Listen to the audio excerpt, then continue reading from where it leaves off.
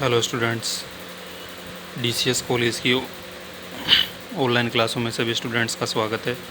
ये class BSc third year के students के लिए है। स्टूडेंट्स, हमने पढ़ लिया था कोशी रीमान समीकरण, मिलन थॉमसन संरचना विधि, फलन एफ ऑफ जेड को ज्ञात करना उसके द्वारा, मिलन थॉमसन संरचना विधि के द्वारा। इससे पहले हमने एक प्रदेश एफ ऑफ जेड के अंदर कल एक थ्योरम पढ़ी थी। उसके अंदर अपन ने क्या देखा था, ये थ्योरम की मोड एफ ऑफ जेड एक प्रदेश में अचर है, जहाँ एफ ऑफ जेड विश्लेषिक फलन है तो एफ ऑफ जेड का अचर है। यानी अगर ये विश्लेषिक फलन है तो ये एफ ऑफ जेड क्या होना चाहिए, अचर होना चाहिए, यानी कांस्टेंट होना चाहिए। ये थ्योरम अपन ने प्रूफ कर ली थी। और आज एक बहुत ही अच्छा क्वेश्चन है, वो क्वेश्चन आपके लिए मैं लेके आया हूँ। देखते हैं इस क्वेश्चन को। ये बुक है मेरे पास में, बीएससी थर्ड ईयर की कॉम्प्लेक्स एनालिसिस। ये देखिए, इस क्वेश्चन में ये दे रखा है, सिद्ध कीजिए कि f of z equal to z bar किसी भी बिंदु पर अवकलनीय नहीं है। यानी अपन को क्या करना है, अगर ये अवकलनीय नहीं है तो ये क्या नहीं होगा, विश्लेषिक फलन भी नहीं होगा। Proof that f of z equal to z bar is not differentiable at any point. अर्थात ये किसी भी बिंदु पर क्या नहीं होगा, अवकलनीय नहीं होगा, यानी डिफरेंशिएबल नहीं होगा। तो देखते हैं इसका सॉल्यूशन कैसे होगा। अपन को क्या दे रखा है, अपन जानते हैं f of z equal to z bar. तो अपने पास में डिफरेंशिएबल होने के लिए क्या कंडीशन होती है, या अपन इसका क्या सूत्र लिखते हैं कि f of z equal to limit of किसके टेंस टू चल रहा है, ये जेड टेंस टू चल रहा है। ठीक है, क्योंकि अपने पास में कॉम्प्लेक्स नंबर के रूप में अपन जेड इक्वल टू क्या लिखते हैं, एक्स प्लस आयोटा वाई के फॉर्म में लिखते हैं। यानी जेड के अंदर एक्स का कोऑर्डिनेट भी शामिल है और वाई का कोऑर्डिनेट भी शामिल है। तो इसका एफ डैश जेड अपन निकालेंगे तो f dash z equal to limit of delta z tends to zero.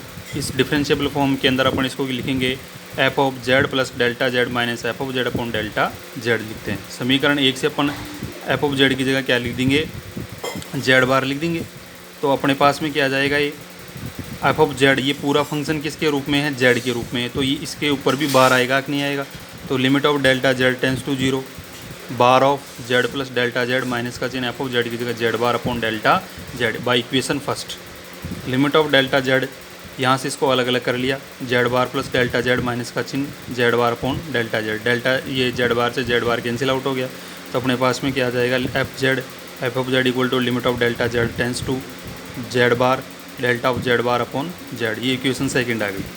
अपने पास में एफ ऑफ जेड को फंक्शन को अपन ने परिभाषित कर लिया। अब लेते हैं केस फर्स्ट, क्योंकि हम तो जानते हैं कि जेड जो फंक्शन है वो किसके रूप में है, एक्स और वाई दोनों ही कोऑर्डिनेट इसमें शामिल हैं। तो पहला केस अपन किसके रूप में लेके इसको देखते हैं कि अगर ये एक्स अक्ष के क्या है, फॉरवर्ड है, यानी एक्स अक्ष क्या है, ये अनुदिश शून्य की ओर क्या होता है, फॉरवर्ड होता है, यानी अग्रसर होता है। तो अपने पास में वाई कोऑर्डिनेट क्या होता है, जीरो होता है। तो अपने पास में यदि एफ ऑफ जेड वास्तविक फलन के अनुदिश शून्य को अग्रसर होता है तो वाई कोऑर्डिनेट अपने पास में डेल्टा ऑफ वाई क्या हो जाएगा, जीरो हो जाएगा। अर्थात delta z equal to delta of x, और अपन इसको बार के रूप में delta z bar equal to delta of x लिख सकते हैं। तो समीकरण दो से अपने पास में क्या आ जाएगा, अर्थात जो डेल्टा जेड बार है उसकी जगह डेल्टा ऑफ एक्स लिख देंगे कि नहीं लिख देंगे, क्योंकि अपने पास में जो ये डेल्टा ऑफ जेड है वास्तविक अक्ष यानी जो रियल एक्सिस है उसके अनुदिश क्या होता है, फॉरवर्ड हो रहा है, यानी उसके अनुदिश अग्रसर हो रहा है। तो f z bar equal to limit of delta x tends to, वहाँ पे क्या लिखा था, डेल्टा जेड टेंस टू लिखा था, यहाँ पे क्या लिखेंगे, एक्स टेंस टू लिखेंगे, क्योंकि ये फंक्शन जो हो रहा है वो एक्स के अनुदिश क्या होता है, फॉरवर्ड हो रहा है, यानी अग्रसर हो रहा है। तो limit of delta x tends to zero, delta of x upon delta of x, ये यहाँ से वैल्यू क्या आ गई, इसकी 1 आ गई। अब अपन दूसरा केस इसके अंदर स्टडी कर रहे हैं। दूसरा केस स्टडी करते हैं तो अपन क्या करते हैं कि जब यदि डेल्टा ऑफ जेड काल्पनिक अक्ष, क्योंकि काल्पनिक अक्ष क्यों बोला है इसको, क्योंकि z equal to x plus iota y, और आयोटा इज ए काल्पनिक नंबर, ठीक है, इमेजनरी नंबर है हमारे पास में, कौन सा, आयोटा ऑफ वाई। तो अब अपने पास में क्या है, ये delta of z y x के अनुदिश शून्य को अग्रसर होता है, तो अपने पास में क्या हो जाएगा, एक्स जीरो हो जाएगा। जब वाई के एक्स की चलता है तो वाई जीरो हो जाता था, वाई की चल रहा है तो एक्स जीरो हो जाएगा। तो delta of x equal to zero, तो delta of z equal to iota of y. इसी प्रकार अपन इसको बार लगा देंगे तो बार में क्या आ जाता है, यहाँ पे माइनस आ जाता है, और डेल्टा ऑफ जेड को अपन एक delta of x plus iota y के फॉर्म में लिखते हैं।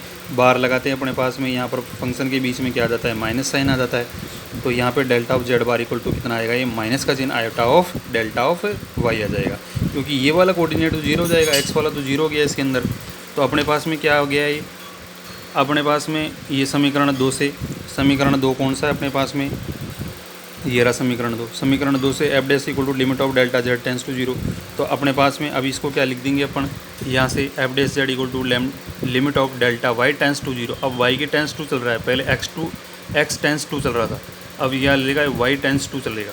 तो limit of delta y tends to 0 iota of delta of y upon iota delta y. यहाँ से भी कैंसिल आउट होगी, क्या बचेगा, ये -1 बचेगा। क्वेश्चन में अपन को क्या प्रूफ करना था कि किसी भी बिंदु पर ये क्या नहीं होगा, अवकलनीय नहीं होगा, यानी अद्वितीय नहीं होगा। तो समीकरण 3 से जब अपन इसको एक्स अक्ष के अनुदिश चला रहे थे तो इसका मान क्या आ रहा था, +1। जब अपन इसको वाई अक्ष के अनुदिश चला रहे थे तो इसका मान आ रहा है -1। अर्थात ये क्या नहीं है, अद्वितीय नहीं है। अद्वितीय का मीनिंग क्या है यहाँ पे कि इसका LHS पार्ट और RHS पार्ट दोनों ही क्या नहीं है, समान नहीं है। तो अद्वितीय नहीं है तो ये क्या नहीं है, अवकलनीय नहीं है। अवकलनीय नहीं है तो ये क्या नहीं है, विश्लेषिक नहीं है।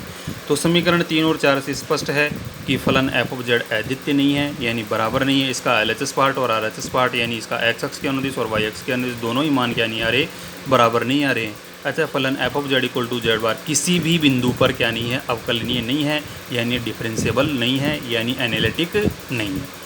ओके स्टूडेंट्स, ये आपको क्वेश्चन बहुत अच्छा क्वेश्चन है और कल अपन फिर इसके ऊपर एक बेस और एक अच्छा क्वेश्चन लेंगे। तब तक के लिए थैंक यू सो मच।